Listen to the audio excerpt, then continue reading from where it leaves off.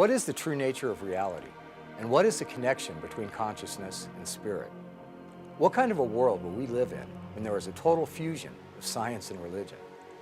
The Bigger Questions series addresses these most fundamental of questions with the help and guidance of some of the scientific community's most brilliant thinkers. The designer of the system allows all these possibilities. What binds consciousness is the tendency of the mechanism of the brain to always present its memory. And so what we have today are very, very different sets of teachings. It's possible, without giving up your discerning mind, to also be a spiritual person. I think, in a sense, that scientists who get most upset are ignorant. We cannot keep doing for the next 1,000 years exactly what we've been doing for the last 1,000 years. There's probably a strong hunger among people to have science verify some of their faith.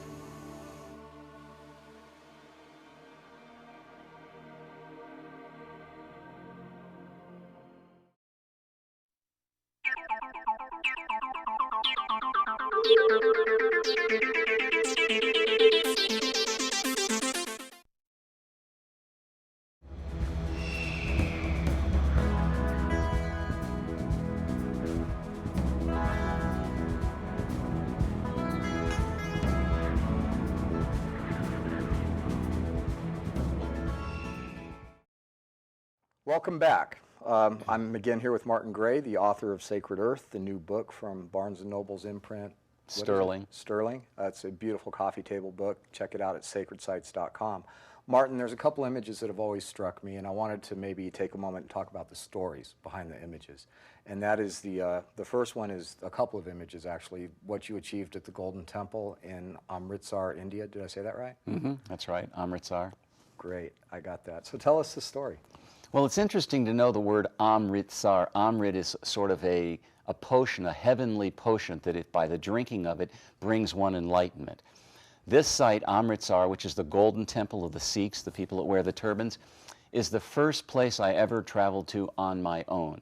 I was 13 years old and 2 months, and I was living in India from when I was 12 to 16.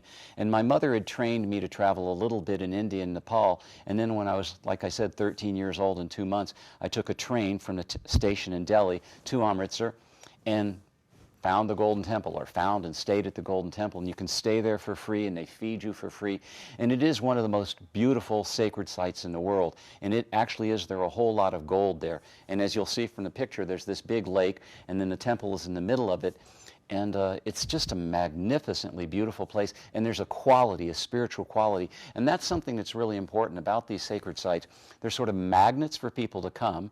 And then when the people come and they have these very strong spiritual yearnings, it's like it charges the energy at a place. The more and more people that come to a sacred site with love in their heart, with consciousness, spiritual consciousness, it builds up sort of a field of consciousness. So the more people that come, it builds it up more and more and more and more.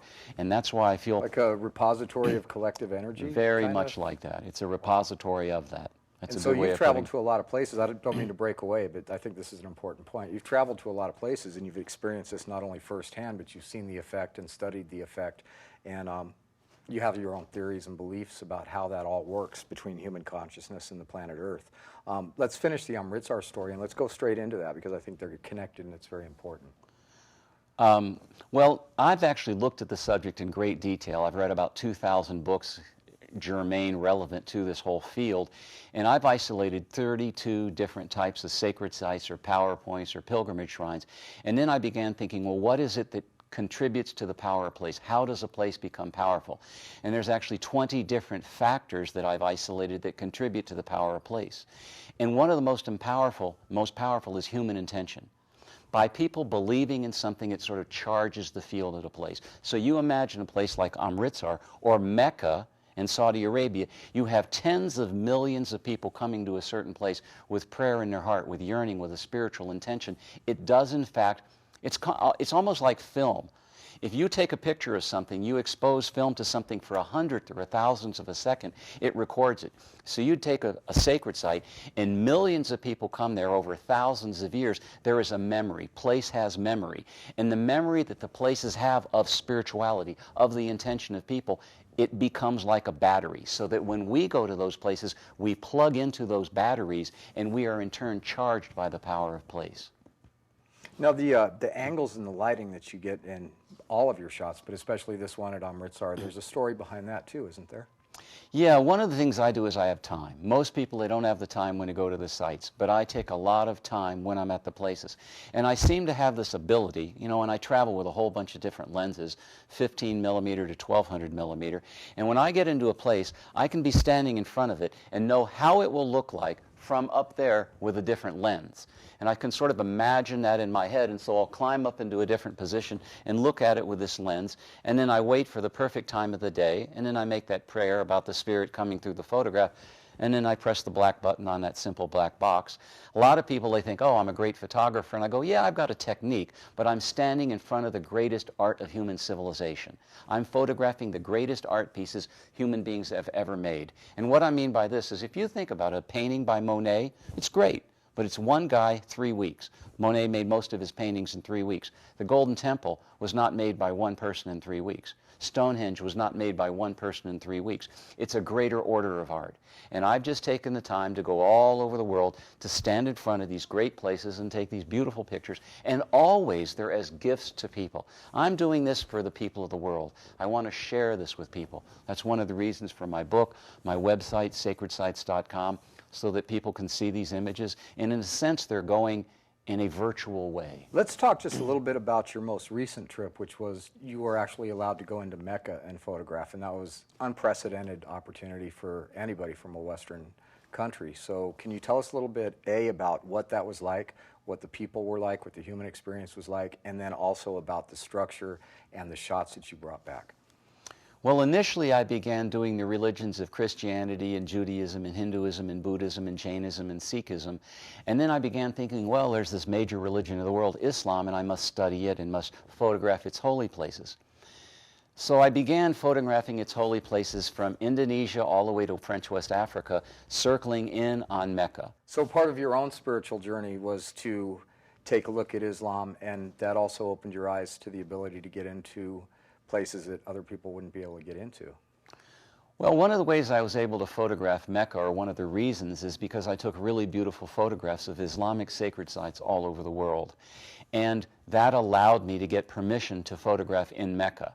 And when I was in Mecca, that photograph that you'll see was actually taken from atop a building that even CNN and Time couldn't get into that position to photograph it. And so I got there at a particular time of day, and I set the light up. Everything was just perfect. And I used this particular lens. And in that building, what's really interesting, in that building, it's the largest building on the planet. And there are 1.1 million people inside of the building as I've taken that photograph. There's another 3 million people around it. It is the highest concentration of people in a particular place anywhere in the world. And this shot, we're going to let you have another look at it. This was actually in Mecca during the Hajj at the height of the Muslim holy time. Yeah. And it's just an amazing shot. I'm sure you'll agree.